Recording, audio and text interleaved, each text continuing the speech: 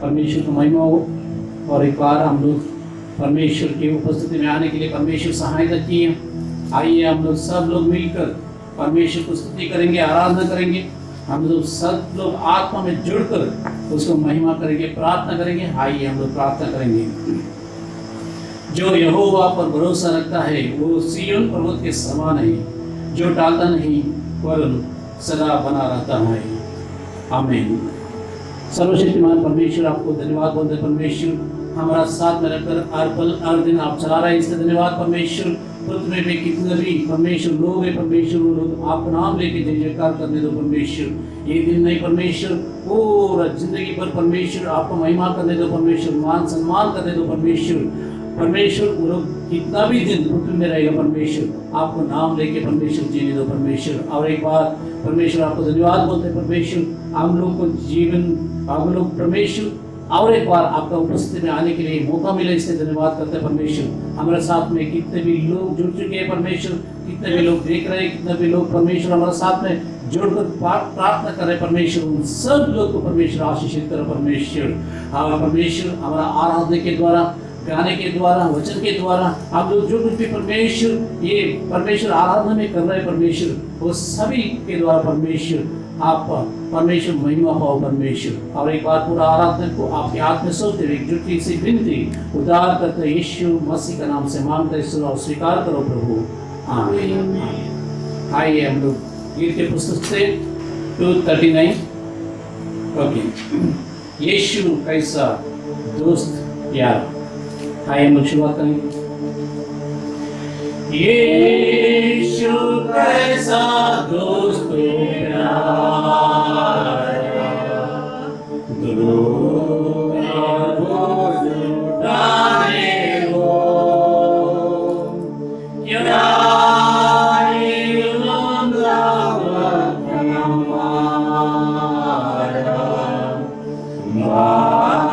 के पास जाने को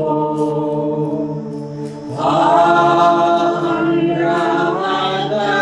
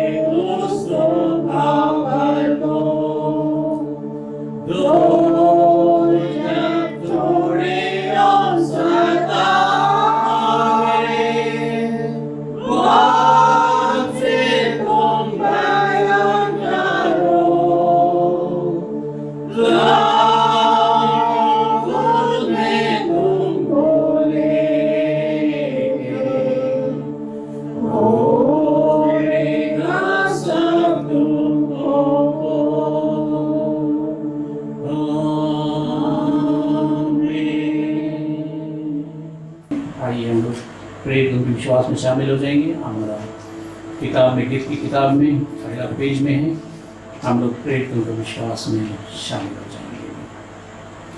मैं विश्वास करता हूँ सर्वशक्तिमान परमेश्वर पिता पर, जो स्वर्ग और पृथ्वी का सृजनहार है, और उसके एकलौते पुत्र हमारे प्रभु यीशु मसीह पर, जो पवित्र आत्मा से हृदयधारी होकर मरियम नाम कुंवारी से उत्पन्न हुआ, पिलातुस के राज्य में दुख उठाया, क्रूस पर चढ़ाया गया, मर गया और गाड़ा गया, तीसरे दिन मृतों में से जी उठा, स्वर्ग पर चढ़ गया और सर्वशक्तिमान ईश्वर पिता के दाहिने हाथ जा बैठा, जहाँ से वह जीवितों और मृतकों का न्याय करने को फिर आवेगा। मैं विश्वास करता हूँ पवित्र आत्मा पर, प्रचलित पवित्र कलीसिया पर, पवित्र लोगों की संगति, पापों की क्षमा, देने के जी उठने और अनंत जीवन पर। आमीन। आइए हम लोग चुने हुए पाठ में भाग लेंगे। 26 responsive reading number 26। Praise the Lord. आइए हम प्रभु के पवित्र वचनों से चुना हुआ पाठ बारी बारी से पढ़ें। चुना हुआ पाठ 26 नंबर 26, दुष्टों से डाहा न रखना। भजन संहिता 73 बाइबल में से खोलकर भी हमारे साथ बारी बारी से पढ़ सकते हैं। भजन संहिता 73, भजन संहिता 73, दुष्टों से डाहा न रखना। सचमुच इज़राइल के अर्थात शुद्ध मन वालों के लिए परमेश्वर भला है। मेरे पाँव को तला चाहत नहीं, मेरे पैर फिसल जाने को कहती, क्योंकि जब मैं दुष्टों का कुशल देखता था, तब उन घमंडियों के विषय टो करता था। क्योंकि उनको मृत्युकारक बाधाएं नहीं होती, उनका बल अटूट रहता है। उनको दूसरे मनुष्य के नाई कष्ट नहीं होता, और मनुष्यों के समान उन पर विपत्ति नहीं पड़ती। इस कारण अहंकार उनके गले का हार बना और उनका ओढ़ना उपद्रव है। उनकी आंखें चर्बी में से झलकती हैं, उनकी मन की भावनाएं उमड़ती है। वे ठट्ठा मारते और दूसरों से अंधेरा की बातें बोलते हैं, वे डींग मारते हैं। वे मानो स्वर्ग में बैठे हुए बोलते हैं और पृथ्वी में बोलते फिरते हैं। तो भी उनकी चर्चा इधर लौट आएगी और उनको भरे हुए प्यारे का जल मिलेगा। फिर वे कहते हैं कि ईश्वर कैसे जानता है? क्या परम प्रधान को कुछ ज्ञान है? देखो ये तो दुष्ट लोग हैं, तो भी सदा सुभागी रहकर धन संपत्ति बटोरते रहते हैं। निश्चय मैंने जो अपने हृदय को शुद्ध किया और अपने हाथों को निर्दोषता में धोया है, सो सब व्यर्थ है। क्योंकि मैं लगातार मार खाता आया हूँ और भोर भोर को मेरी ताड़ना होती आई है। यदि मैं ऐसा ही कहना ठानता, तो तेरे लड़कों के समाज को धोखा खिलाता। इस बात के समझने के लिए सोचते सोचते यह मेरी दृष्टि में तब लो अति कठिन ठहरी। जब लो मैंने ईश्वर के पवित्र स्थान में जाकर उन लोगों के परिणाम को न विचारा।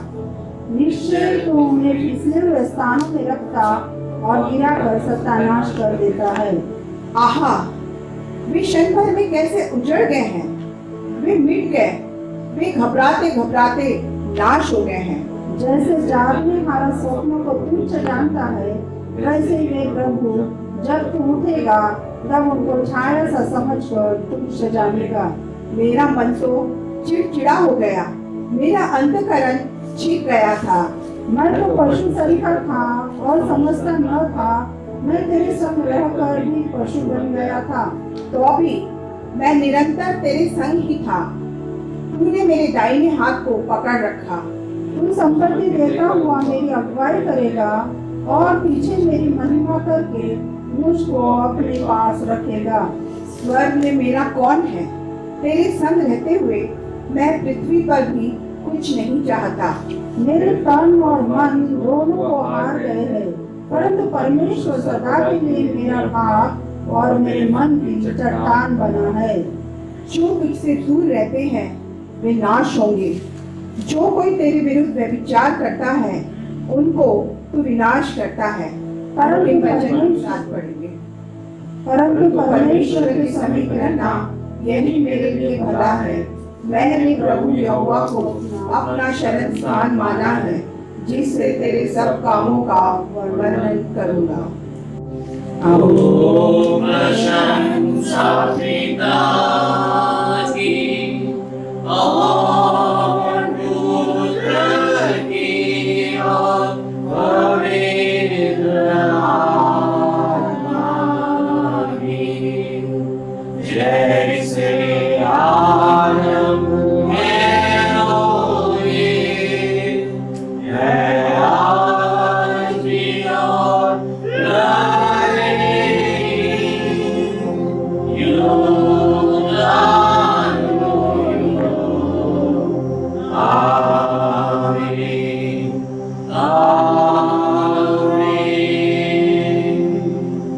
आइए हम बादल से निकालें पुस्तक की उसका 6वां अध्याय 11 से लेकर 22 तक। उस समय पृथ्वी परमेश्वर की दृष्टि में बिगड़ गई थी और उपद्रव से भर गई थी, और परमेश्वर ने पृथ्वी पर जो दृष्टि को तो क्या देखा कि वो बिगड़ी हुई थी, क्योंकि सब प्राणियों ने पृथ्वी पर अपना अपना चाल चलन बिगाड़ लिया था। तब परमेश्वर ने नूह से कहा, सब प्राणियों के अंत करने का प्रश्न मेरे सामने आ गया है, क्योंकि उनके कारण पृथ्वी उपद्रव से भर गई है, इसलिए मैं उनको पृथ्वी से नष्ट कर डालूंगा। इसलिए तू गोपे वृक्ष की लकड़ी का एक जहाज बना ले और उसमें पटरियाँ बनाना और भीतर बाहर उस पर लगाम लगाना। इस ढंग से भीतर बाहर इस ढंग से उसको बनाना कि जहाज की लंबाई 300 हाथ, चौड़ाई 50 हाथ और ऊंचाई 30 हाथ की हो।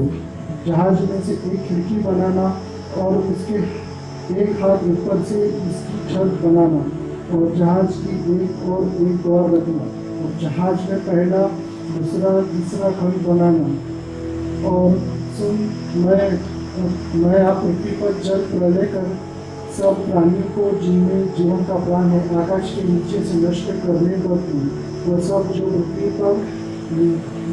पर है वो मर जाएंगे। परंतु तेरे संग मैं वाचा मानता हूँ, इसलिए तू अपने पुत्र, स्त्री और बहुओं समेत जहाज में प्रवेश करना, और सब जीवित प्राणियों में से तू एक जाति को दो, अर्थात एक नर एक मादा जहाज में ले जाकर अपने साथ जीवित रखा। एक जाति के पक्षी और एक जाति के पशु और एक जाति के भूमि पर रहने वाले सब में से दो तेरे पास आएंगे, कि तू उनको जीवित रखे, और भांति भांति का भोजन पदार्थ जो खाया जाता है उनको तू लेकर अपने पास इकट्ठा कर रखना, तो रखना जो तेरे और उनके भोजन के लिए होगा। परमेश्वर की इस आज्ञा के अनुसार उन्होंने किया। परमेश्वर के वचन के पढ़े जाने का प्रेज वर्शिप में शामिल हो जाएंगे। आइए परमेश्वर को स्तुति आराधना करेंगे, परमेश्वर को जय जयकार करेंगे। हमारा स्तुति आराधना परमेश्वर को स्वीकृत होना चाहिए, परमेश्वर प्रसन्न होगा। हम लोग को आशीष करिए, हमारे साथ में मिलकर आप लोग भी गाएंगे, हम सब लोग मिलकर गाएंगे, परमेश्वर को स्तुति करेंगे। आइए हम लोग सब लोग मिलकर स्तुति आराधना करेंगे। Thank you Jesus, thank you प्रभु जी, धन्यवाद है प्रभु जी, जबकि सारी दुनिया घर में बैठी हुई है प्रभु जी, हम तेरे दर पे प्रभु जी तेरी स्तुति और तेरी महिमा को लेकर आए। आप सभी भी जो हमारे साथ इस समय जुड़े हुए हैं, अपने हाथों को जोड़कर, अपने सिरों को झुकाकर प्रभु की आराधना में, प्रभु की स्तुति में जाएं, क्योंकि वचन कहता है कि जब हम अनंत काल में जाएंगे तो हमारे पास सिर्फ एक ही काम होगा, उसकी आराधना, उसकी स्तुति और उसकी महिमा। तो क्यों ना प्रियो, आज से, अभी से हम उसकी प्रैक्टिस करें और उसकी स्तुति और महिमा और आराधना में अपने आप को लीन कर दें, क्योंकि गीत भी यही कहता है कि ऐ दुनिया के लोगों ऊंची आवाज करो, गाओ मसीह के गीत, उसकी इबादत करो। तो चलिए हम सब मिलकर गीत गाते हैं, जय के गीत में से गीत नंबर 131, गीत 131। ऐ दुनिया के लोगों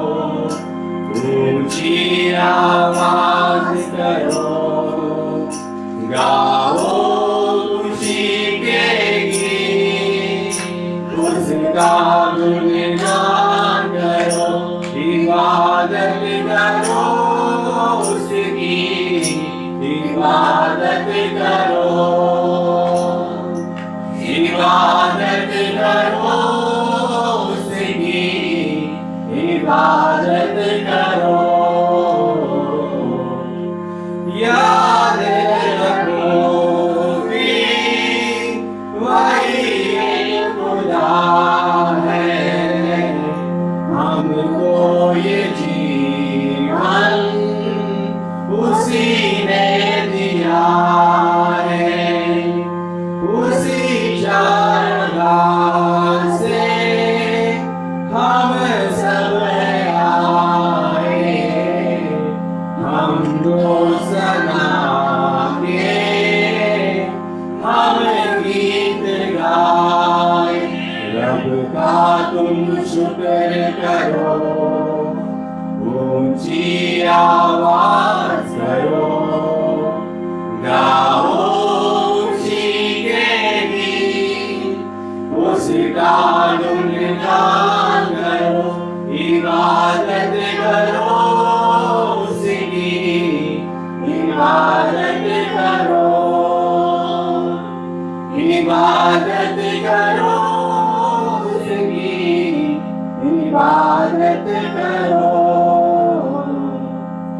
नामे खुदावन कितना मुबारक, मेरा खुदावन कितना भला है, रहमत है उसकी सदियों पुरानी, वफा का असर से यही सिलसिला है।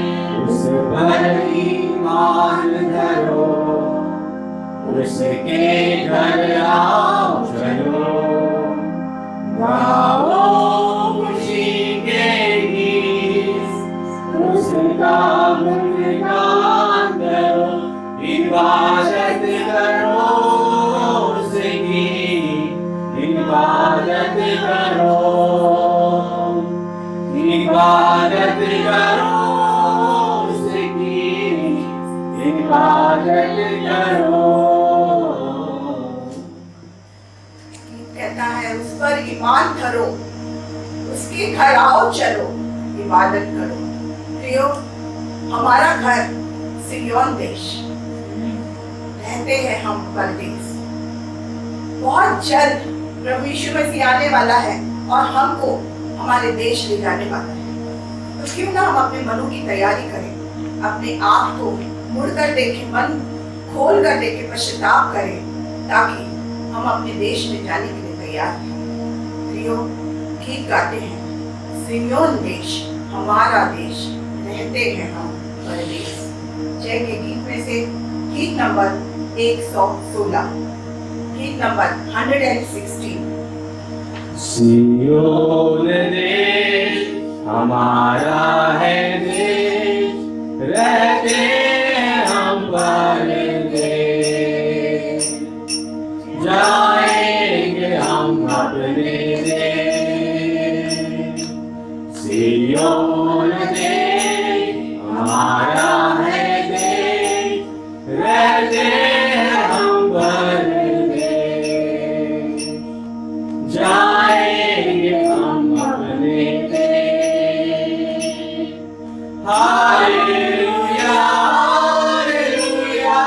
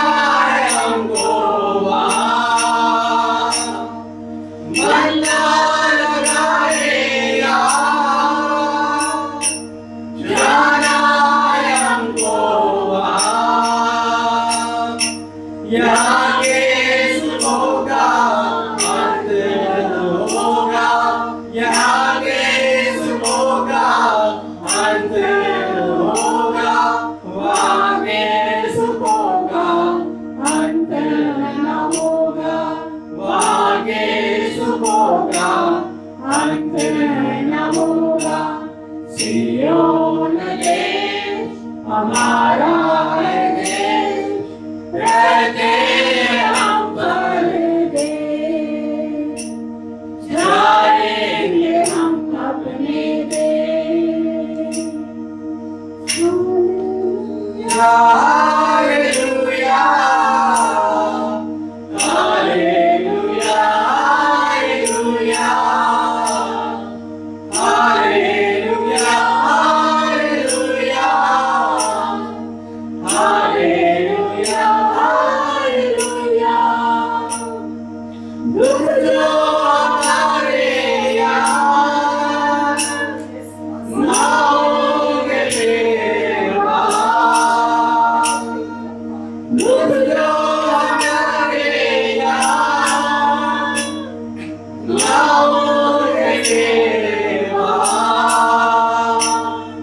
सारे दुखों का अंत होगा, सारे दुखों का अंत होगा।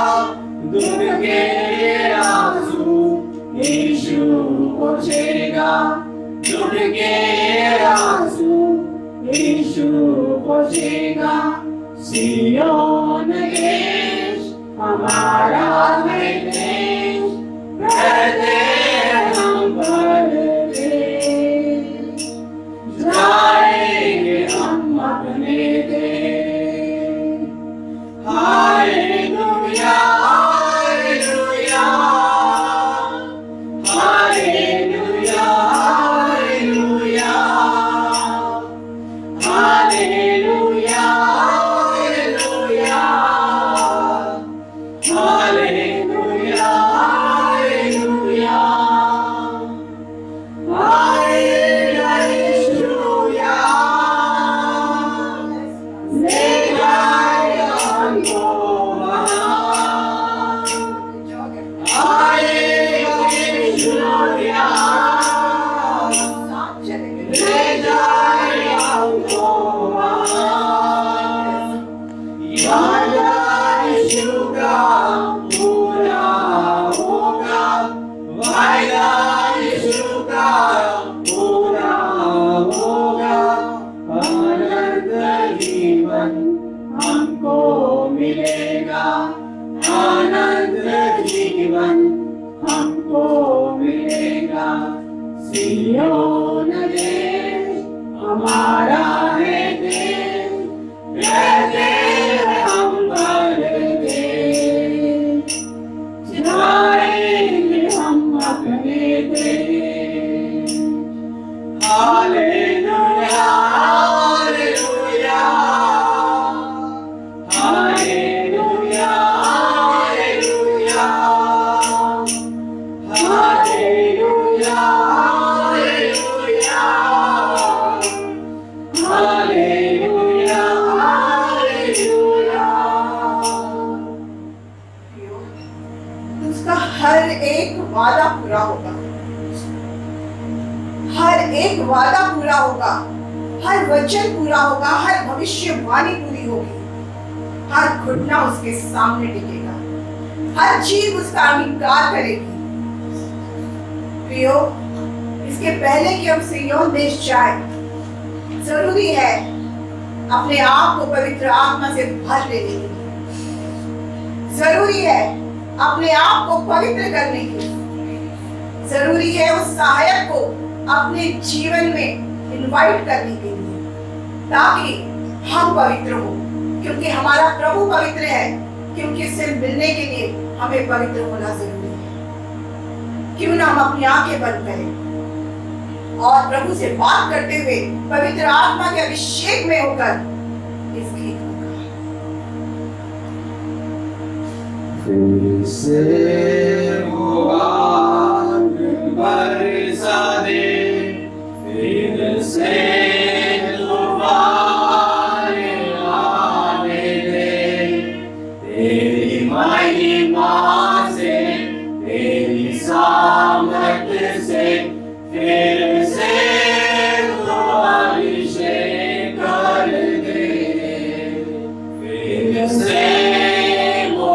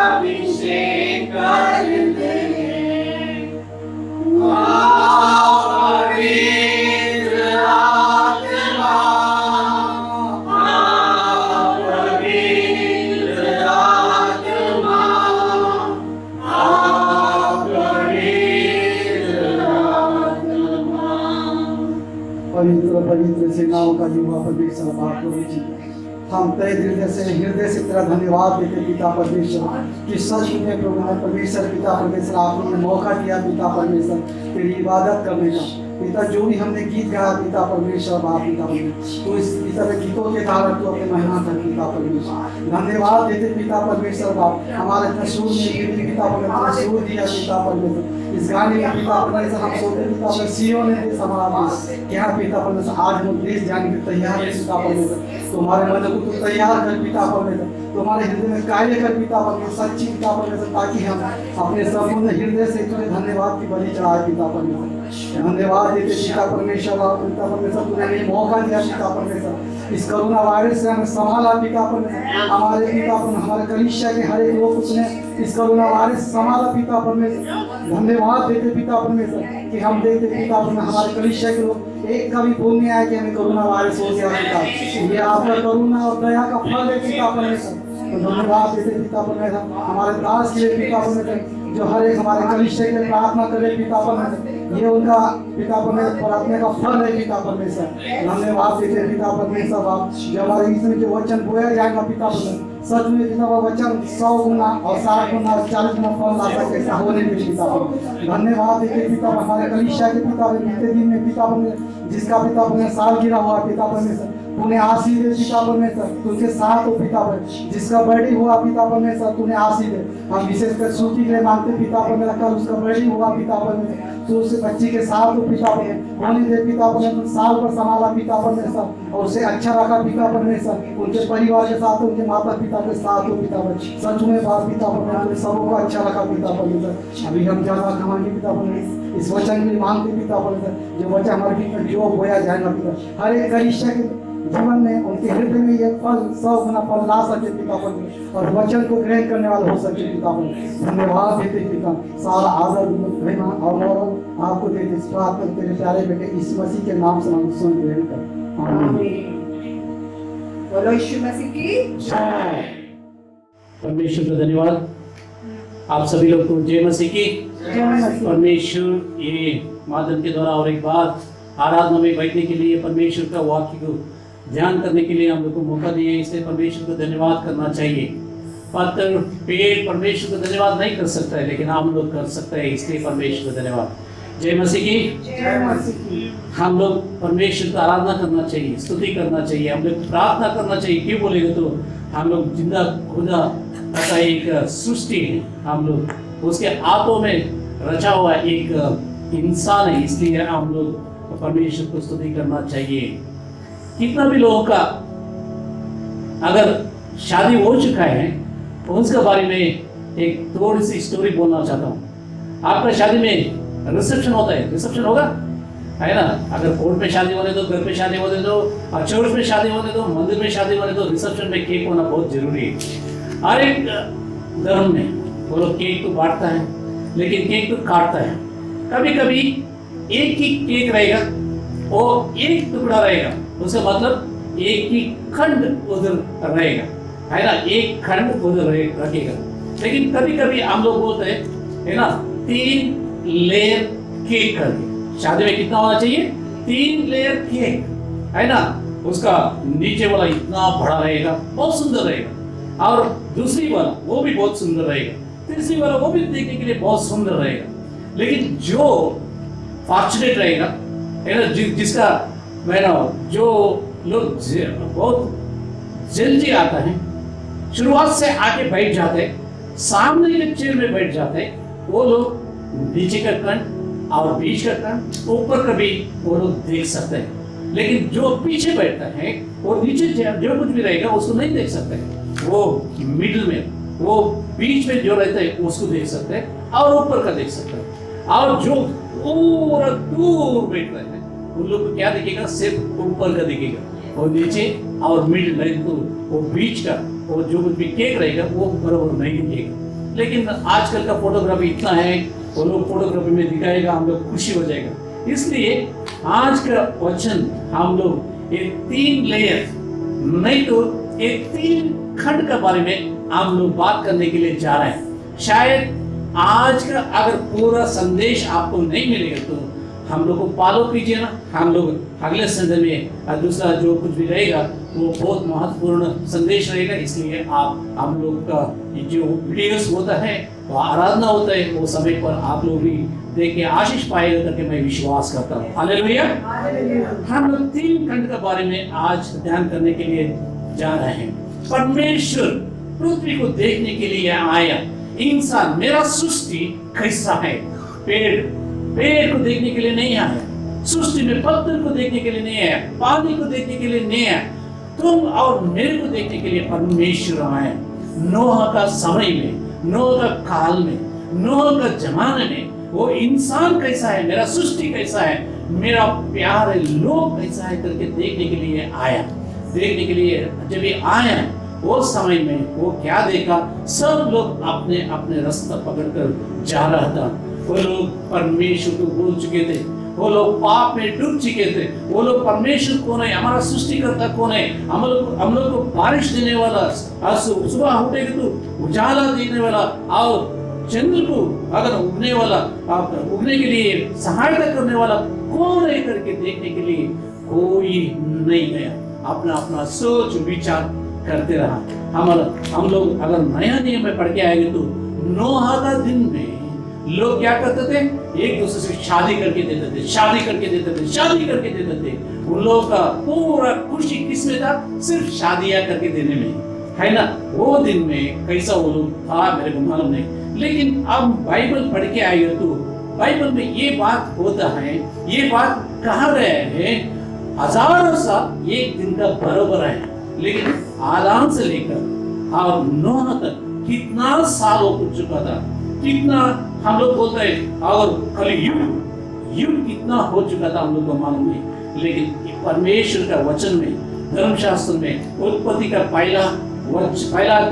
पहला पद से दूसरा पद का बीच में जो गैप है वो बहुत है।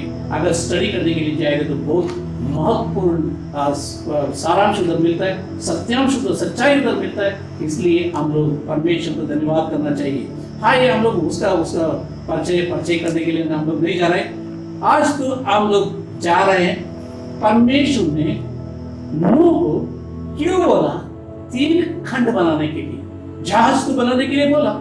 ये हो सकता था, आजकल हम देखते हैं, है ना, तो ये जहाज को देखते हैं, कई जहाज ऐसा है ये लोड करता है ना, गुड्स को लेकर जाता है, सामान को लेकर जाता है, बड़ा बड़ा, है ना, इतना सामान को लेकर जाता है, टन सब टन वजन इतना लेकर जा सकता है, वो बड़ा जहाज रहेगा। एट द सेम टाइम हम लोग पैसेंजर शिप्स करके बोलते हैं, है ना, हम लोग जाने के लिए भी, सफर करने के लिए भी जहाज बहुत अच्छी तरह से हम लोग देखते हैं। टाइटान बहुत फेमस था, ऐसा ही जहाज बहुत फेमस हो चुका है। लेकिन ये फेमस के ये बहुत प्रसिद्ध जहाज जो होता है, उससे भी प्रसिद्ध जहाज ये नोहा का टाइम पे हुआ।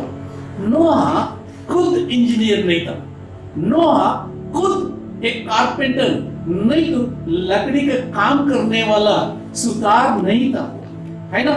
वो तो एक सिंपल साधारण सरल एक मनुष्य था।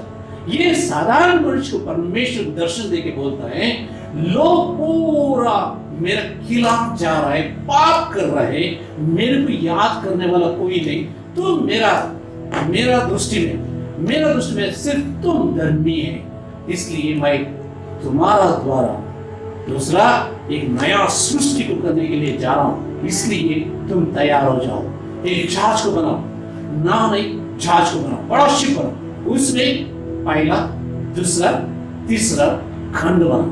खंड बनाने के समय में उसका चौड़ाई कितना होना चाहिए, लंबाई कितना होना चाहिए, उसका ऊंचाई कितना होना चाहिए, वो पूर्ण रीति से नोआ को परमेश्वर ने बताने के बाद में वो बोला, ये जहाज में एक ही दरवाजा रहेगा, ये जहाज में एक ही दरवाजा रहेगा, और एक जहाज में एक ही खिड़की रहेगा।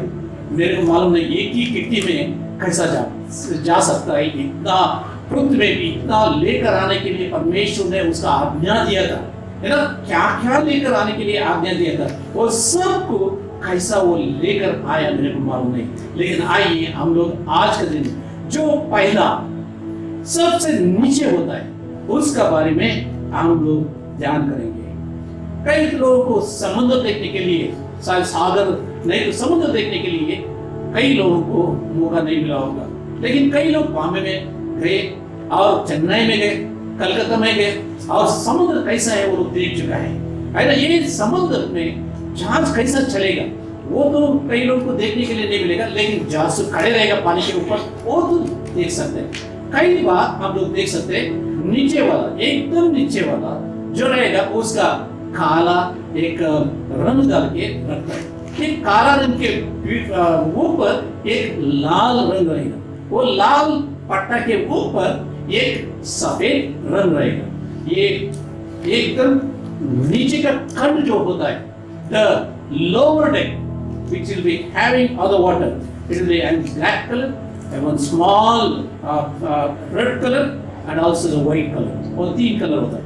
ये काला जो पेंटिंग करता है, रंग रहता है, वो डूबे पानी का अंदर गया, उसका मतलब ये होता है वो जहाज के अंदर पूरा सामान भर गए हैं, वो लोग भर चुके हैं, वजन ज्यादा है, उसमें लगेज डाल चुके हैं। ये सफर के लिए दूसरा देश जाने के लिए, नहीं तो हमारा देश को कुछ सामान लेकर आ चुके हैं। ये मालूम पड़ता है वो जहाज को देखेगा। दूसरा अगर काला वो रंग जो होता है वो ऊपर रहेगा तो उसका मतलब वो जहाज खाली हो चुका है और आगे सफर के लिए तैयार है। हालेलुया। आइए हम लोग आज बेसमेंट के बारे में हम लोग ध्यान कर रहे हैं। हम लोग घर बनाते हैं, बिल्डिंग बनाते हैं, बिल्डिंग में भी बेस बनाते हैं। बेसमेंट का मतलब होता है उधर इंसान को रखने के लिए वो लोग घर नहीं बनाते हैं बेसमेंट में। बेसमेंट में ये बनाता है कार रखने के लिए, बाइक रखने के लिए, नहीं तो कुछ सामान रखने के लिए। पंप हाउस करके बोलता है, पानी को जो पंप करना चाहिए उसको बनाता है। नहीं तो ये जो वॉचमैन रहेगा है ना, उनको ड्रेसअप करने के लिए एक जगह बनाएगा। इंसान रहने के लिए अगर घर बनाएगा तो कोई उधर खरीदने के लिए नहीं जाएगा। वो क्या बोलेगा, अगर पानी आएगा तो हम लोग क्या हो जाएगा, डूब जाएगा। इसलिए वो लोग बोलेगा नहीं, ऊपर का माला मेरे लोग को चाहिए, ऊपर का माला हम लोग को चाहिए। इसलिए जहाज के अंदर होने दो, बड़ा इमारत का नीचे होने दो, और केक का नीचे होने दो। एकदम नीचे जो होता है वो खंड का वजन थोड़ा ज्यादा होता है। समतोलन रखने के लिए, उसको बैलेंसिंग के लिए नीचे का खंड जो होता है वो बहुत वजनदार सामान को रखने के लिए वो लोग कोशिश करता है। हम नीचे के खंड में देखेंगे नोह ने क्या लगेज लेके गया करके। नोह को परमेश्वर ने बोल दिया शुद्ध और अशुद्ध प्राणी दोनों लेकर आना। शुद्ध और अशुद्ध प्राणी दोनों को लेकर आने का, सिर्फ क्या शुद्ध रहेगा, नीट रहेगा, क्लीन रहेगा, ऐसा पक्षी और ऐसा प्राणी को लेकर नहीं आएगा। दोनों चाहिए, अशुद्ध भी चाहिए, शुद्ध भी चाहिए। ऐसा परमेश्वर बोल दिया। गाडजिला आप लोग, मेरा बच्चे गाडजिला मूवी को देखेगा तो उसका वो जानवर को देखेगा, इतना बड़ा, इतना ताकत वाला है, इतना एयरप्लेन, इतना मिलिट्री, इतना लोग आके उसको मारने के लिए कोशिश किया, फिर भी कौन जीता? उसमें गाडजिला जीता है ना। उसका पिल्लू, हम लोग सोचेंगे उसका पिल्लू के बारे में, वो जमाने में अगर नोआ का जमाना में रहेगा तो वो कितना बड़ा होगा। वो भी इसके अंदर आया होगा, ये जहाज के अंदर आया होगा। उसका मतलब एकदम नीचे खंड जो होता है उसमें क्या किया, बड़ा जानवर को पहला जमा करने के लिए। उसके पीछे सोचिए ना, हम लोग आप देखते हैं कौन सा, डायनासोर मूवी देखेंगे तो हम लोग को डर लगता है। क्यों बोले तो डायनासोर बड़े बड़े जानवर को खा लेता है, इंसान तो उसको चॉकलेट जैसा होता है। इसलिए वो लोग क्या करते हैं, वो बड़ा इसका डायनासोर को देखा, उसका अभी भी बोलता है डायनासोर था है और एक बार जुदा हो सकता है करके हमारा विज्ञानी लोग बोलते हैं। लेकिन उसका साइज, उसका हाथ, उसका ऊंचाई, चौड़ाई और उसको देखेंगे तो हम लोग क्या करते हैं, डर लगता है। और भी एक मूवी आया आइस एज करके, उसमें देखिए ना हाथी को कैसा वो रूप दिया आइस एज में। मेरे बच्चे ये पिक्चर को देखते थे, मैं वो फिल्म को देखने के टाइम पे परमेश्वर अगर मनुष्य का इमेजिनेशन जो सोच विचार है अगर इतना ऊंचा हो सकेगा तो परमेश्वर का सृष्टि वो दिन में जो पहला सृष्टि किया था वो टाइम पे कितना बड़ा शरीर हुआ उसका, इतना बड़ा शरीर हुआ। एक जानवर को लेके किधर रखना चाहिए, अभी एक छोटा सा इंसान बना रहा है। परमेश्वर ने दर्शन दिया, इंसान को मिशन दिया, काम दिया, करो छाछ तुम बनाओ, बांध ले करके काम बना दिया, उसके अंदर अभी डालने के लिए कोशिश कर रहा है। छोटा सा इंसान आगे चल के जा रहे हैं, उसके पीछे बड़ा बड़ा जानवर आ रहा है। कई जानवर वो दिन में खाने के लिए कितना खाना होगा, शायद आप सोच ले कितना खाना उसको चाहिए। ये मत सोचिए ना, वो दिन शेर है ना, और दूसरा जो मांस खाता है वो लोग भी गए अंदर, लेकिन उसका मांस किधर से मिला होगा? नहीं, परमेश्वर दे देते, वो लोग मांस से नहीं खाते है ना। गाय और शेर दोनों साथ में रहेगा परमेश्वर के राज्य में। ये परमेश्वर का राज्य का एक सिंबल है, इसलिए इन लोगों को सिर्फ घास फूस चाहिए था खाने के लिए, हरा भरा पत्ती चाहिए था, इतना ही।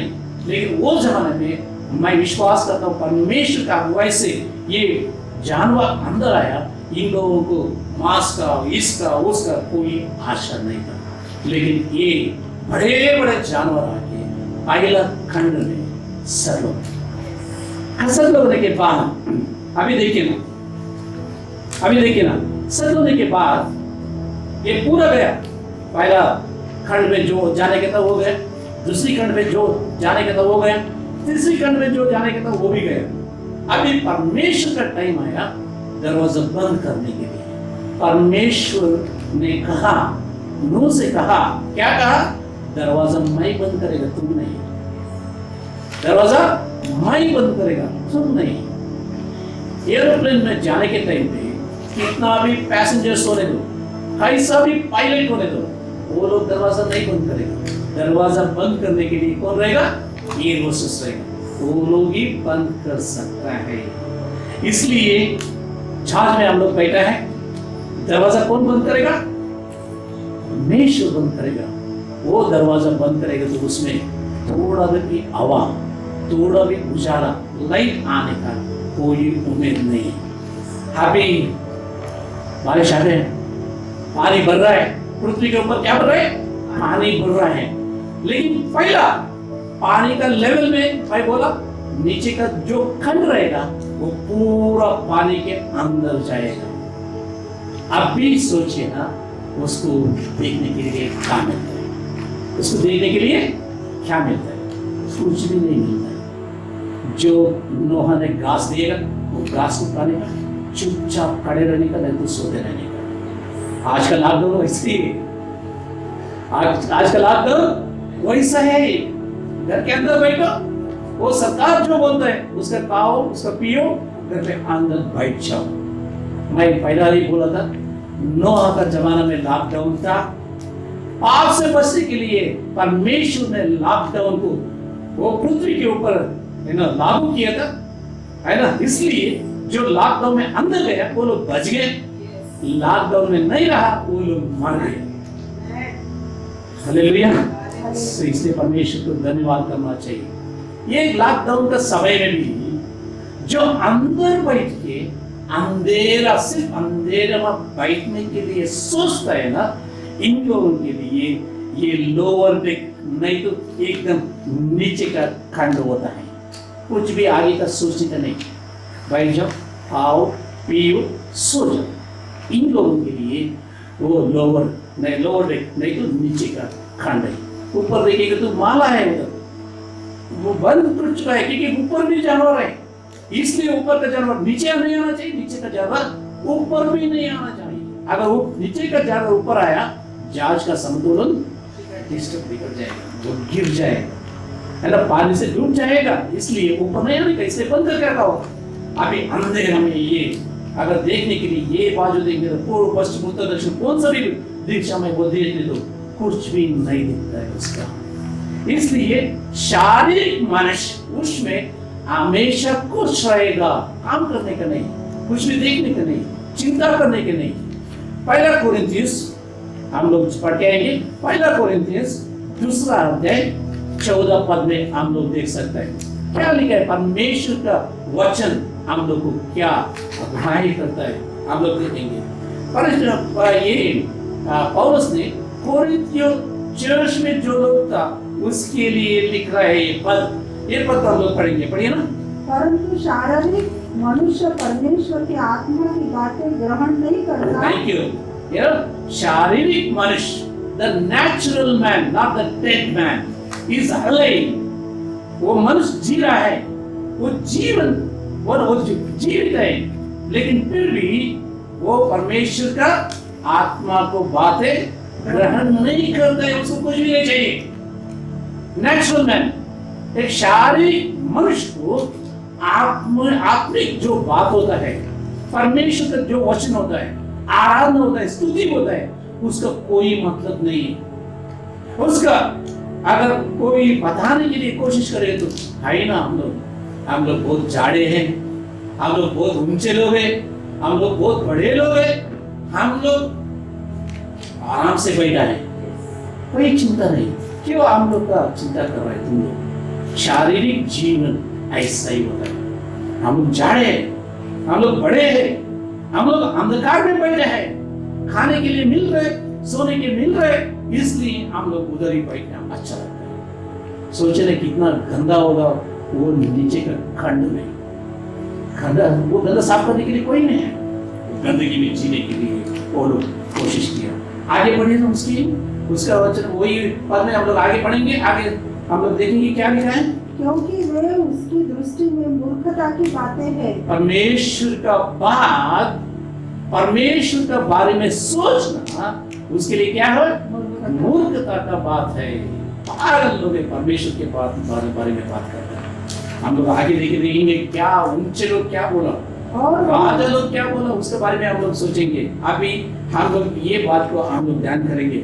शारीरिक मनुष्य जो नेचुरल मैन होता है, वो सामान्य मनुष्य होता है, उसका कोई चिंता नहीं। परमेश्वर का वचन, परमेश्वर का बारे में, परमेश्वर का महिमा का बारे में उसके सामने बात करने के लिए जाएगा तो वो सोचेंगे हम लोग पागल है, हम लोग मूर्ख लोग हैं।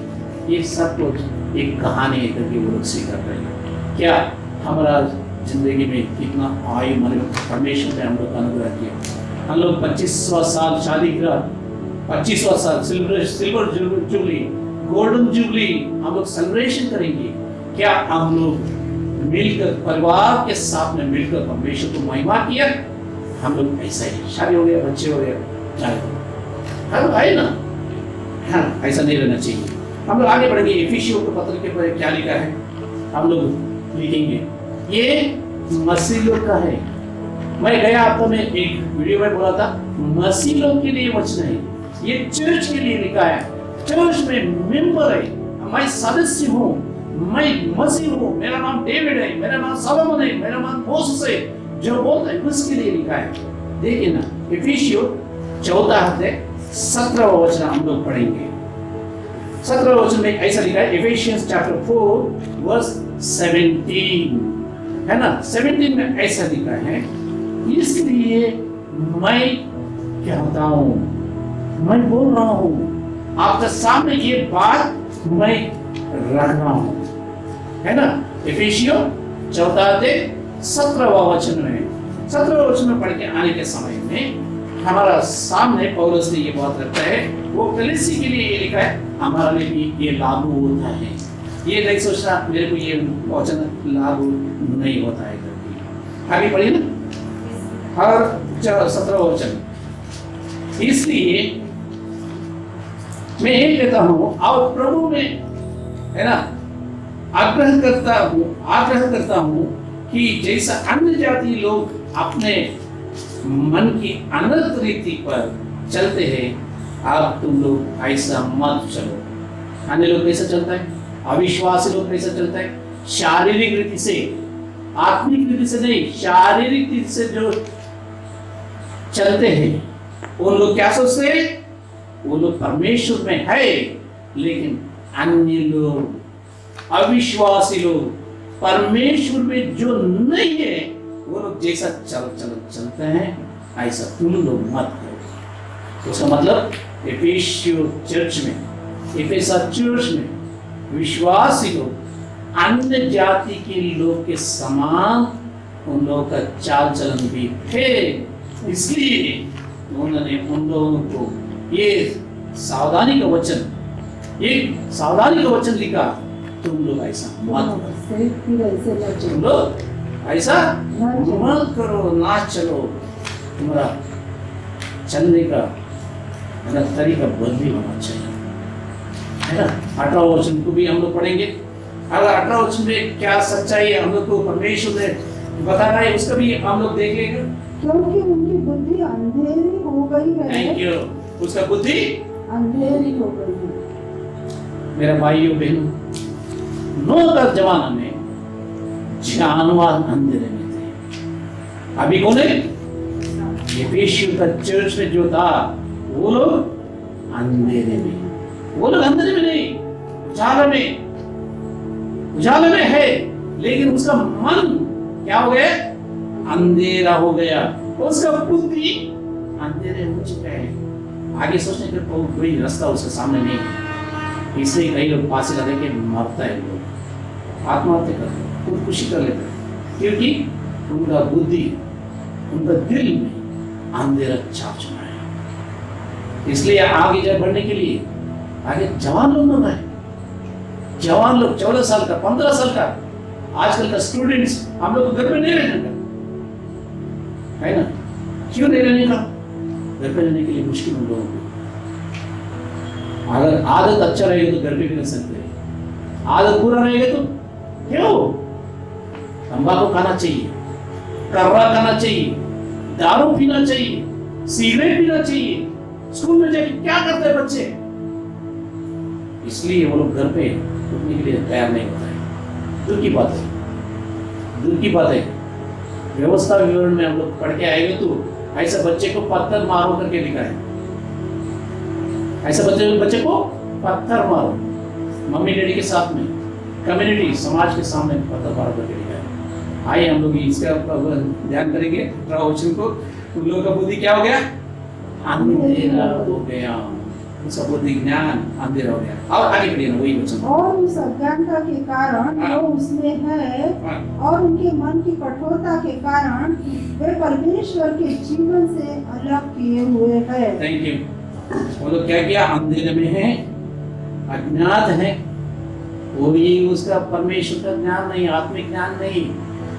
वो लोग जी रहे हैं, हमारे बीच में है, हमारा साथ में है, परमेश्वर का ज्ञान उसमें नहीं है। इसलिए उसके कारण वो लोग क्या है?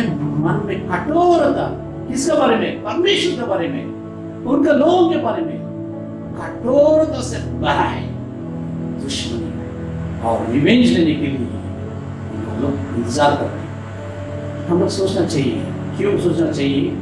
हम लोग भी जिंदा हैं क्या? हम लोग हमारा चाल चलन को बदल किया? नहीं तो हम लोग उजाले में हैं, लेकिन हमारा बुद्धि अंधेरे हो चुका है। हमारा बुद्धि परमेश्वर का वचन से भरा है। परमेश्वर का वचन क्या है? मार्ग के लिए उजाला में हम लोग चलना चाहिए। हम लोग को मार्ग दिखाते हैं, हम लोग गिरेगा नहीं, हम लोग किधर भी गिरेगा, राजमार्ग में चलेगा। परमेश्वर का वचन ध्यान करते चलेंगे तो हम लोग राजमार्ग में चलेंगे। आगे भी जाएंगे हम लोग। दूसरा तीमुथियुस, हम लोग पौलुस ने तीमुथी को एक पत्र लिखा है, और पत्रिका में क्या लिखा है हम लोग देखेंगे। दूसरा तीमुथी 3 अध्याय 13वां पद।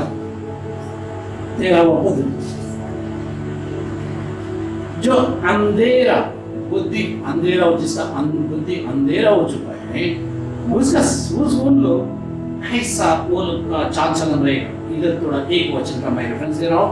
हाँ, परंतु दुष्ट और बहकाने वाले धोखा देते हुए और धोखा खाते हुए और बिगड़ते चले जाएंगे। Thank you. ये लोग दुष्ट लोग क्या करेगा? धोखा देगा और धोखा खाएगा। जीवन भर कितना भी समय ये पृथ्वी पर रहने दो, वो लोग मरने तक दूसरे को धोखा देते जाए और धोखा खाते जाए। धोखा देगा, धोखा खाएगा, धोखा देगा, धोखा खाएगा। जो बोएगा बोएगा। नहीं, परमेश्वर का वचन हम लोग कितना भी धर्मी होने दो, लेकिन हमारा चाल चलन अंधेरे से बाहर नहीं है। हम लोग धोखा खाते रहेगा, धोखा देते रहेगा, धोखा खाते रहेगा। मेरे पास हमेशा एक आदमी आता था, फादर साहब 10 रुपए, सिर्फ मेरे 10 रुपए चाहिए, है ना। 10 रुपए उसको हमेशा देने का। क्यों 10 रुपए चाहिए? वो बोलते थे मैं लंगड़ा हूँ, एक पैर उसको काट लिया था। क्यों बोलेंगे? तो उसका ड्रग्स का आदत था, वो पी कर वो रेलवे ट्रैक में जाके गिरा था, इसलिए एक पैर था। और सुबह हमारे घर का सामने एक फुटपाथ में आके बैठता था। बैठने के समय और फादर को बोलने का, फादर मेरे को 10 रुपए दो। और फादर को बोलने का 10 रुपए का हम नहीं देने का। क्यों बोलेगा? तो मैं ब्रेकफास्ट करने के लिए जा रहा हूँ, नाश्ता करने के लिए जा रहा हूँ, खाना खाने के लिए। वो कभी नहीं जाता था। वो दारू पीने के लिए 10 रुपए वो कलेक्ट करता था। 10 रुपए का दारू मिलता था, इसलिए 10 रुपए। तो 10 रुपए दारू पीने के बाद फिर कभी वो नशा उतरने तक दूसरे से नहीं मांगे, फिर भी आके बैठने को वही फुटपाथ में। अगर कोई 2 रुपए लेगा तो 2 रुपए नहीं चाहिए, मेरे को 10 रुपए चाहिए।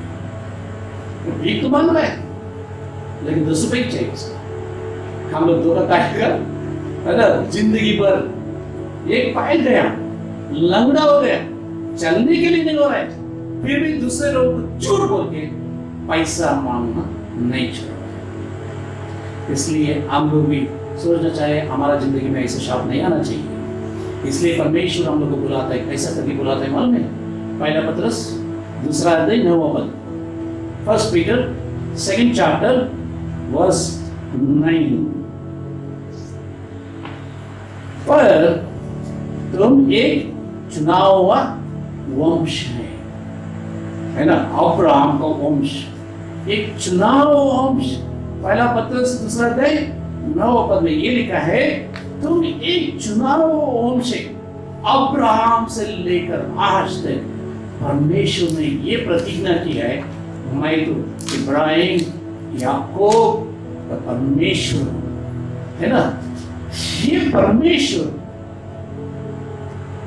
हर एक समय में इस्राएली लोगों को ये बात बताते आए, तुम्हारा पूर्वज जो होता इब्राहिम याकूब और याकूब का परमेश्वर है ना, ये याकूब का परमेश्वर इब्राहिम का परमेश्वर हम लोग को चुना, इसलिए एक पद भी दिया। वो पद में ऐसा लिखा है, और तुम एक चुना हुआ वंश है और राज पधारेगी, याजकों का समाज, क्या राज पदधारी याजकों का समाज है, और पवित्र लोग और परमेश्वर की मित्र प्रजा हो। Thank you. हाँ, कितना टाइटल्स दिया, एक चुनाव वंश, राज पदधारी, एक समाज, याजक के समाज, पवित्र लोग, परमेश्वर की निजी प्रजा। इसलिए तुम लोग क्या अंधकार में से अपनी अद्भुत ज्योति में बुलाया है। परमेश्वर ने तुम लोग को क्या बुलाया? अंधकार से बाहर आ जाओ। कितना दिन रहेंगे अंदर? वो गंदगी में कितना दिन जिएगी? पूरा पानी भर चुका है, तुम बाहर नहीं जा सकते, सिर्फ प्रार्थना कर सकते, परमेश्वर मेरे को इधर से क्या करो, छुटकारा दे दो, मैं बाहर आना चाहता हूँ। परमेश्वर उतारे वाला परमेश्वर है। अगर दानियल को अगर वो सिंहों का एक इसमें किया ना, वो है ना, बाहर किया कि नहीं? ऐसे ही परमेश्वर एक रास्ता बनाएगा। अगर अंधकार में हम लोग डूब चुके हैं, अगर हम लोग आत्मिक रूप से प्रार्थना करके परमेश्वर हमको किधर जरूर रास्ता बनाएगा। इसलिए पौलुस ने राजा का सामने बैठ के, राजा का सामने बंदी होकर ये थोड़ा बात बताता है, वो बात को हम लोग ध्यान करेंगे। आइए प्रेरितों की किताब 26, प्रेरितों की किताब में 24वां अध्याय 19 से हम लोग शुरू करेंगे। बहुत ही अच्छा वो उसका विश्वास जो होता है, उसका बुलाहट जो होता है, उसका बारे में वो इतना अच्छा प्रेजेंटेशन, इतना अच्छा प्रवचन देता है, वो उसका बारे में हम लोग सोचेंगे। 26:19 और हे राजा अग्रिप्पा, मैंने उस स्वर्गीय दर्शन की बात न टाली, परंतु पहले दशमिक के, फिर यरूशलेम के, और तब यहूदा के सारे देश के रहने वालों को और अन्य जातियों को समझाता रहा कि मन फिराओ और परमेश्वर की ओर फिर कर मन फिराओ के योग्य काम करो। Thank you. कैन इधर राजा का सामने, ये तो बंदी है, एक कैदी के समान है, तो लोग पकड़ गया था, जंजीर में बांध चुके थे उसको, वो तो कोई गुनाह नहीं किया था, सिर्फ परमेश्वर का सेवा करने के लिए तैयार था। इसको बांध कर उधर लेके गया, लेके जाने के बाद राजा का सामने रखा है। सामने रखने के बाद ये लोग का सोच विचार क्या है? राजा तो है, लेकिन उसका सोच, उसका अंडरस्टैंडिंग, उसका समझ कितना है? देखिए ना, ये अग्रिप्पा राजा का समझ कितना है करके बोलेगा, तो उसका इतना अंडरस्टैंडिंग था। वो तो अंधेरा में नहीं था, उसका भी धर्मशास्त्र का ज्ञान था। प्रवक्ता, भविष्य वक्ता जो होता है, जो बोलता है, और देवदूत जो होता है, दर्शन देता है, उसके बारे में पूर्ण ज्ञान था। फिर भी वो बोलता है 27 में, 27, 28, 27 पढ़िए ना, वही हे है। राजा अग्रिपा, क्या तू भविष्यवक्ताओं का विश्वास करता है? भविष्यवक्ताओं को विश्वास करता है, तो पौलुस ने गारंटी बोलता है, हाँ हाँ, मैं जानता हूँ हम्म। कि तू विश्वास करता है। हाँ, तब अग्रिपा ने पौलुस से कहा, तू थोड़े ही समझाने से मुझे मसीह बनाना चाहता है। Thank you. उसका समझ क्या था? परमेश्वर का वचन उसका सामने रखेंगे तो ये तो पागल जैसा दिखा उसको, है ना? इसलिए वो 24, 25 है ना, 24, 25 में लिखा है, तुम थोड़ा से विद्या, नहीं तो थोड़ा पढ़ाई किया है, थोड़ा तो धर्मशास्त्र को तुम पढ़ा है, ये थोड़ा ज्ञान में, थोड़ा ही ज्ञान के द्वारा मेरे को क्या बना रहा है? मसीह बना रहा है। अरे मसीह बनाने के लिए किसी को अधिकार परमेश्वर ने नहीं दिया। यीशु मसीह ने किसी को नहीं बोला तुम जाके मसीह बनाओ, सब लोग को मसीह बनाओ करके किसी को नहीं बोला। मिसअंडरस्टैंडिंग। जो राजा का पदवी में बैठता है ना, उन लोगों का उच्च स्थान में बैठता है ना, उन लोगों का मिसअंडरस्टैंडिंग है। उन लोगों का समझ इतना ही, अग्रिप्पा राजा ने यीशु मसीह को चेले लोगों को देखा था, उनका बारे में सुना था, उनका वो जो पहला चर्च बांधा, वो रिवाइवल है ना, बेदारी, पहला बेदारी इतना अपनी ज्वाल के रूप में पैदा हो गया, फैलते गया। वो जमाना का राजा था वो राजा। धर्मशास्त्र क्या है, यहूदी लोग क्या पढ़ता है, चर्च क्यों जाना चाहिए, ये सब कुछ उसको मालूम था। फिर भी वो बोला तुम थोड़ा ही ज्ञान के द्वारा मेरे को मसीह बनाने के लिए कोशिश कर रहे हैं, है ना, मसीह बनाने के लिए कोशिश कर रहे हैं। हाँ मेरा भाई बहनों, हम लोग किसी को मसीह बनाने के लिए कोशिश नहीं कर रहे हैं। कोई भी चर्च, कोई भी इवेंजलिस्ट मसीह बनाने के लिए कोशिश नहीं करेगा। यीशु मसीह ने इतना ही बोला, जाओ समाचार सब लोगों को सुनाओ, जो विश्वास करता है उसको क्या करना चाहिए, मेरा चेले बनाओ, मेरा शिष्य बनाओ उसको, है ना। इतना ही बोला, मसीह करके एक धर्म को पैदा करने के लिए ये लोग बोले, है ना, वो लोग बोले ये लोग मसीह लोग है। मसीह का दर्जा वो क्रिश्चियन करके पहला वो लगा एंटियोक में, वो लोग दिया। ये लोग मसीह लोग कभी नहीं बोला हम लोग मसीह लोग, हम लोग मसीह लोग।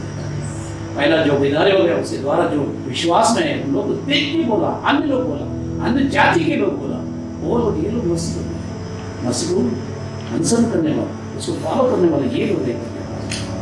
लेकिन आज सभी लोग का समझ इतना ही है, ये लोग परिवर्तन कर रहा है ना, बस धर्म परिवर्तन कर रहा है, धर्म परिवर्तन को नहीं मानते हैं। हम लोग मन परिवर्तन को मानते हैं, हम लोग मन का परिवर्तन को मानते हैं। इसलिए बाइबल पढ़ेगा तो ज्ञान मिलेगा, बाइबल पढ़ेगा तो सच्चाई क्या है वो मालूम पड़ेगा। बाइबल पढ़ने के बाद हम लोग को मालूम पड़ेगा यीशु मसीह ने क्या कहा क्या नहीं कहा। लेकिन बाइबल के बिना हम लोग बोलते हैं मैं जानता हूँ, मैं जानता हूँ, क्या जानता हूँ, कितना ज्ञान नहीं मेरे को मालूम। आइए हम लोग पढ़ेंगे। ये तो अग्रिप्पा राजा का पूर्ण ज्ञान था, अग्रिप्पा राजा का पूर्ण ज्ञान था। और भी एक राजा था 24, और भी एक राजा था, वही अध्याय में हम लोग देख सकते हैं, प्रेरितों का 26, 24 और एक राजा है, बोले ना उसके बारे में पढ़िए 24। जब वह इस रीति से उत्तर दे रहा था, हाँ। तो फेस्तुस ने ऊंचे शब्द से कहा, हे पौलुस तू पागल है। फेस्तुस ने कहा ये राजा है, ये राजा के साथ में बैठा है अभी, इसको ये कैदी की न्याय करने के लिए, वो कोई दोष नहीं किया था, गुनाह नहीं किया था वो, है ना, वो क्या गुनाह किया उसका पनिशमेंट क्या देना चाहिए, इसको निर्णय करने के लिए वो लोग दोनों बैठा है। राजा का सिंहासन के ऊपर वो लोग बैठा है। ये लोग क्या करना चाहिए, प्रजा के लिए न्याय करना चाहिए। लेकिन ये दोनों जब भी पौलुस का बात सुन रहे हैं, फेस्तुस ने खड़े हो गए, डर गए हो गए, इसलिए वो खड़े हो गए। परमेश्वर के बारे में बात किए वो डर गए हो गए, इसलिए खड़े होकर बोलते हैं, क्या बोलते हैं, हे पौलुस तू पागल है, बहुत विद्या ने तुझे पागल कर दिया है। हाँ, तुम पागल नहीं, बहुत विद्या तुमको क्या किया, पागल बना दिया। तुम बहुत बुक पढ़ चुके हैं, इसलिए हम लोग चुनाव खराब में पढ़ के आएंगे तो उधर पर बोला है ज्यादा बुक्स मत पढ़ो, पढ़ाई मत करो, थोड़ा ही ज्ञान बहुत अच्छा है करके। ये पौलुस ने पूरा ज्ञान संपन्न किया, इसलिए राजा ने बोला अरे यार तुम पागल हो चुका है ना। हम लोग साइंटिस्ट को बोलेंगे तो हम लोग बोलते हैं, है ना, वो लोग का फिर भी वो लोग कितना पैसा भी दिखने लो, लेकिन इन्वेंट उन लोग का जो इन्वेंट रहेगा, वो लोग जो है ना योगदान, उन लोगों के योगदान जो है, हम लोग उसका योगदान के ऊपर हम लोग जी रहे हैं आज। हालेलुया। फिर उसने क्या किया, खड़े होकर बोला तुम पागल है, तुम पागल है। आगे पढ़े ना 25 का। परंतु पौलुस ने कहा, हे महामहिम फेतुस, मैं पागल नहीं, हाँ परंतु सच्चाई और बुद्धि की बातें मैं कहता हूँ। उधर देखिए ना, पहला बुद्धि और सच्चाई नहीं, पहला सच्चाई की बात है, उसके बाद में बुद्धि का बात है। पहले मैं सच बोल रहा हूँ, उसके बाद में सोचने के लिए एक बात आपके सामने रख रहा हूँ, वो बुद्धि की बात है। सोचने के लिए, विचार करने के लिए, विमर्श करने के लिए एक बात तुम्हारे सामने रख रहा हूँ। परंतु उसके सामने और अग्रिप्पा का सामने, ये दोनों के सामने बात रख दिया, अंधेरा क्या होता है, अंधेरे में रहने वाला का सोच विचार क्या होता है, वो दिखाने के लिए इन्होंने ये बात रख दिया। अभी हम लोग जाएंगे किस कौन सा वचन के 29 को जाएंगे, हम लोग 29 का पद हम लोग पढ़ेंगे। पौलुस ने कहा, परमेश्वर से मेरी प्रार्थना है कि क्या थोड़े में क्या बहुत में केवल तू ही नहीं परंतु जितने लोग आज मेरी सुनते हैं, इन बंधनों को छोड़ वे मेरे समान हो जाए। Thank you. तो क्या बोले, मैं तो बंदी हूँ, तुम लोग बंदी नहीं होना चाहिए, मैं तो बंदी हूँ। यीशु का नाम लेकर मैं बंदी हूँ, आज तुम्हारा सामने खड़ा हूँ। लेकिन ये बंदी जो है, ये जंजीर मेरे को जो लगाया उसको छोड़ के आप लोग क्या होना चाहिए, अभी यीशु मसीह में आप लोग भी मेरा जैसा होना चाहिए, मेरा जैसा आप लोग भी होना चाहिए।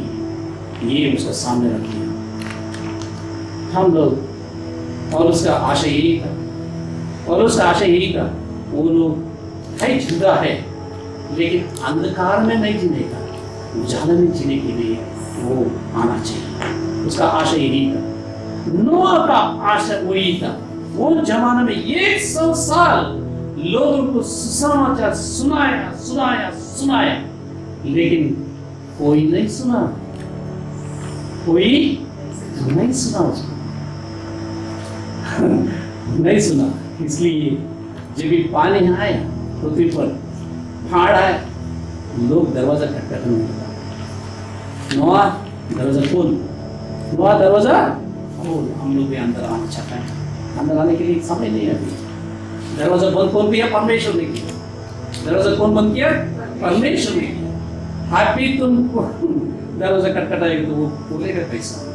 खोलेगा नहीं, खोलेगा नहीं। इसलिए हम लोग शैतान किधर रहते हैं, शैतान का राज किधर रहते हैं, वो जगह में नहीं रहने, वो जगह में नहीं रहने। Revelation chapter 2 verse 12. Revelation chapter 2 verse 12, 13.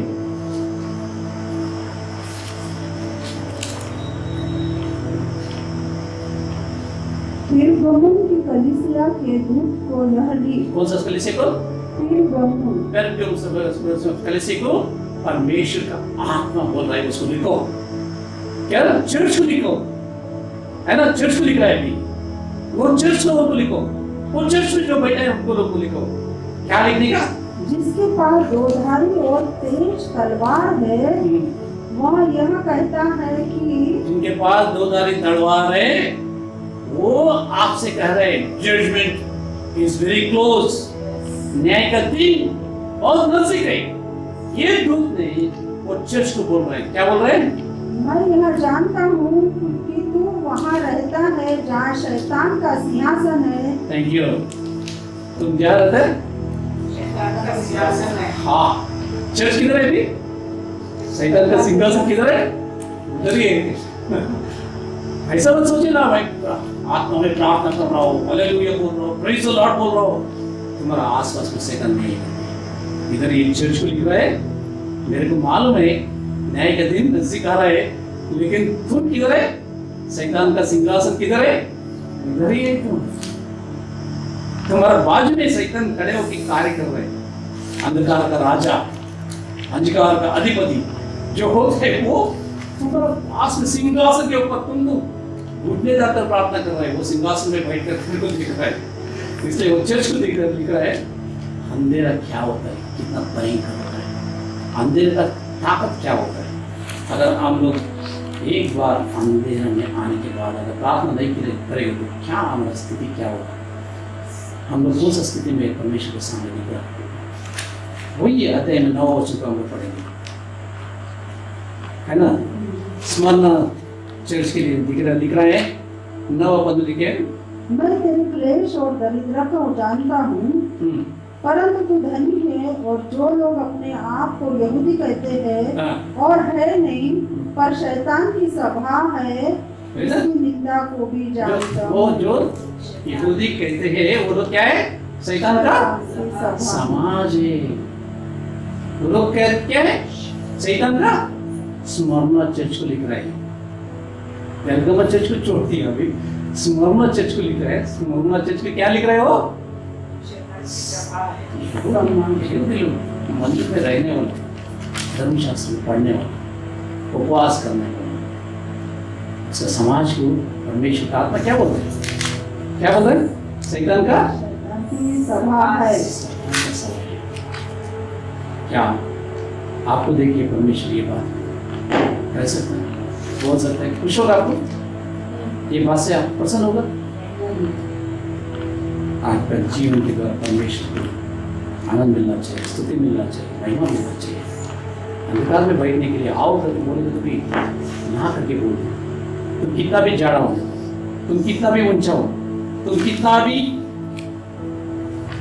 हो, कितना भी ताकत वाला हो, लेकिन इन्विटेशन आया अंधकार में बैठने के लिए, तुम बोलना चाहिए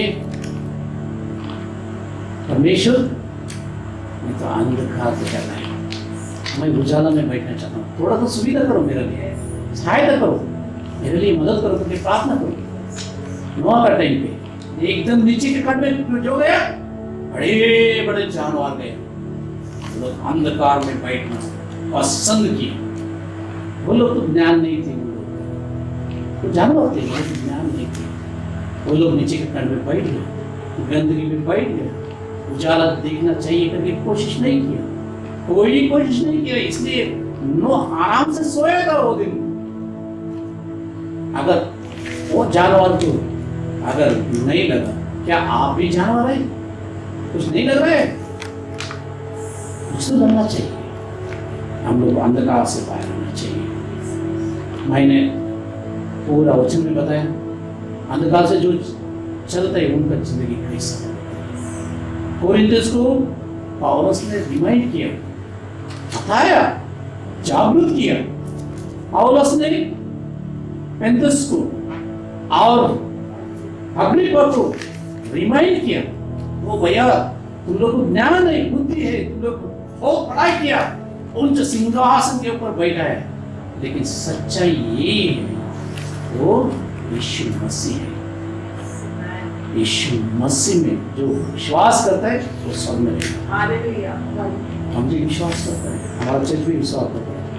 शैतान का सिंहासन हमारा बाजू में है, शैतान का सिंहासन हमारा बाजू में है, शैतान का समाज में हम है। हम लोग एक बार परीक्षा करके देखना चाहिए। No basement, we want the top floor, best floor, we want the best of the best view.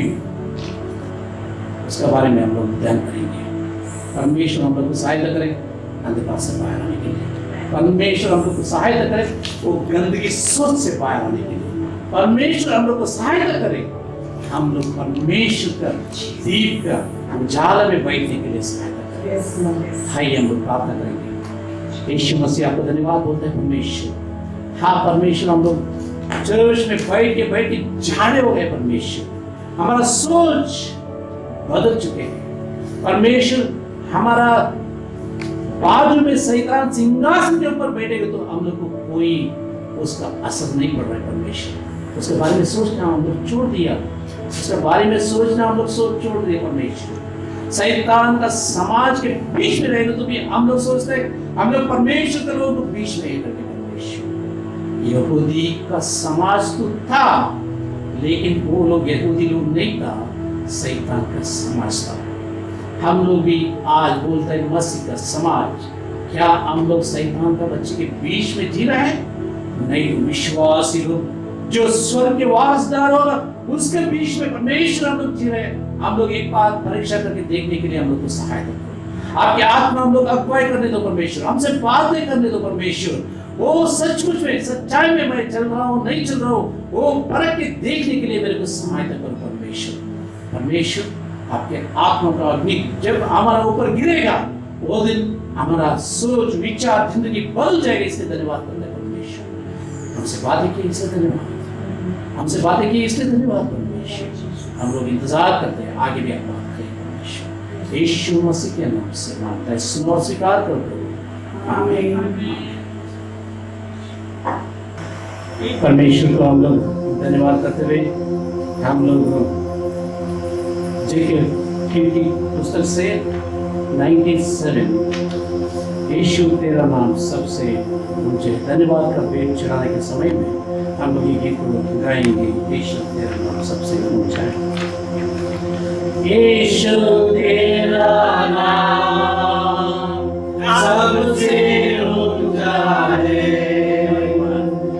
यीशु तेरा नाम सबसे ऊंचा है। जिस नाम में है मुक्ति, जिस नाम में है शांति, जिस नाम में है शांति, मेरा वो नाम चंगाई। जिस नाम में है जिंदगी, यीशु है वो नाम। जिस नाम में है बंदगी, यीशु है वो नाम। यीशु तेरा नाम सबसे ऊंचा है। यीशु तेरा नाम सबसे ऊंचा है। बीमारी से, गरीबी से, श्राप से छुड़ाता वो नाम है जो अंधों को रोशनी देता। जिस नाम में है जिंदगी, यीशु है वो नाम। जिस नाम में है बंदगी, यीशु है वो नाम। यीशु तेरा नाम सबसे ऊंचा है।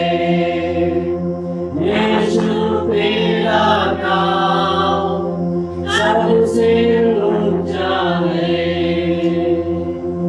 आगे प्रार्थना करेंगे। प्रार्थना के बाद प्रभु का प्रार्थना हम सब लोग मिलकर बोलेंगे, उसके बाद में आशीष के वाक्य हम लोग सब लोग यीशु मसीह आपको धन्यवाद बोलते हैं परमेश्वर, आज के वचन के लिए धन्यवाद परमेश्वर। आप परमेश्वर हमारे साथ में था इसलिए धन्यवाद करते परमेश्वर। आज का आराधना के लिए धन्यवाद और गाने के लिए धन्यवाद, प्रार्थना के लिए धन्यवाद परमेश्वर। आज जो वचन मिला आपका आत्मा का अगुवाई मिला उस सब चीज़ के लिए आपको धन्यवाद करते परमेश्वर। हर एक विषय परमेश्वर आपसे हम लोग को मिलना चाहिए परमेश्वर। हर एक आशीष आपके द्वारा हम लोग को मिलना चाहिए परमेश्वर, आपसे मिलना चाहिए परमेश्वर। उसके ज़्यादा परमेश्वर नोआ को आप बोला बाहर आ जाओ, मैं तुम्हारा साथ नहीं है परमेश्वर। आप हमारे साथ में रहेगा तो कितना आशीष मिलेगा। इससे धन्यवाद करते परमेश्वर हमारे साथ में होकर परमेश्वर। हम लोग को एक दुनिया में परमेश्वर थोड़ा तो परमेश्वर परिश्रम करने के लिए मौका दिए, इससे धन्यवाद करते परमेश्वर। वो परिश्रम के द्वारा जो परमेश्वर हम लोग को मिला वो आशीष में परमेश्वर तोड़ा है परमेश्वर। धन्यवाद के पेट के रूप में आपको समर्पण करते हैं परमेश्वर। हमारे पेट को स्वीकार करो और परमेश्वर कितना लोग भी परमेश्वर समर्पण कर रहे हैं वो सभी लोग को आशीषित करो परमेश्वर। उन लोगों को 100 गुना ज्यादा हजारों गुना ज्यादा मिलने दो परमेश्वर। परमेश्वर भाई जो जन्मदिन मना रहा है और शादी का दिन देख रहे हैं परमेश्वर, उन लोगों के भी हम लोग प्रार्थना कर रहे हैं परमेश्वर, ये नया साल में एक नया आशीष, नया एक परमेश्वर और नया दर्शन पाने के लिए सहायता करो परमेश्वर। उन लोगों का मनोकामना जो कुछ भी रहेगा परमेश्वर उसको पूरा करो परमेश्वर। परमेश्वर टूटने डालेगा, प्रार्थना करेगा परमेश्वर, उन लोगों का प्रार्थना को आप स्वीकार करो परमेश्वर, आशीष दे, मार्गदर्शन करे परमेश्वर, ताकि वो लोग भी सुखी रहे, शांत रहे परमेश्वर, और परमेश्वर आपके साथ में वो लोग भी परमेश्वर जी सके परमेश्वर। और एक बार हमारा पूरा कलीसिया का लोग और कितने भी लोग हमारे लिए प्रार्थना कर रहे हैं परमेश्वर, कितना भी लोग परमेश्वर हमारे लिए उत्तेजन कर रहे हैं परमेश्वर, सभी लोग के लिए प्रार्थना करते हैं परमेश्वर, और सभी लोग को आशीषित करो परमेश्वर। कितना लोग भी परमेश्वर के माध्यम के द्वारा हमारा संदेश सुन रहे हैं आराधना से परमेश्वर, हमारा आराधना के साथ साथ मिलकर आराधना कर रहे हैं परमेश्वर, उन लोग का भी आशीषित करो। तो इसे बिनती उद्धार करते यीशु मसीह के नाम से मान रहे, सुनो और स्वीकार करो प्रभु, आमीन। आइए प्रभु का प्रार्थना सब लोग मिलकर बोलेंगे, हे हमारा पिता तू जो स्वर्ग में है,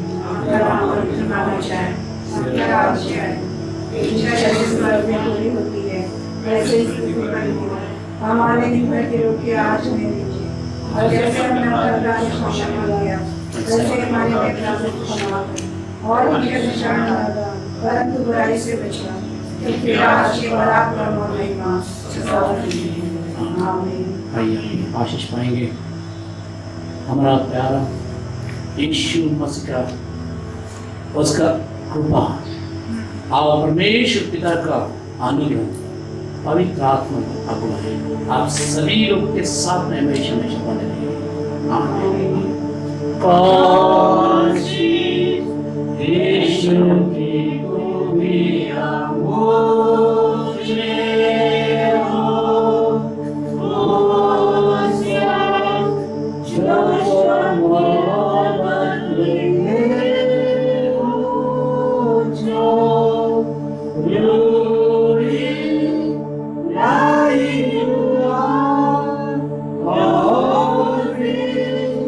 मुझको जिला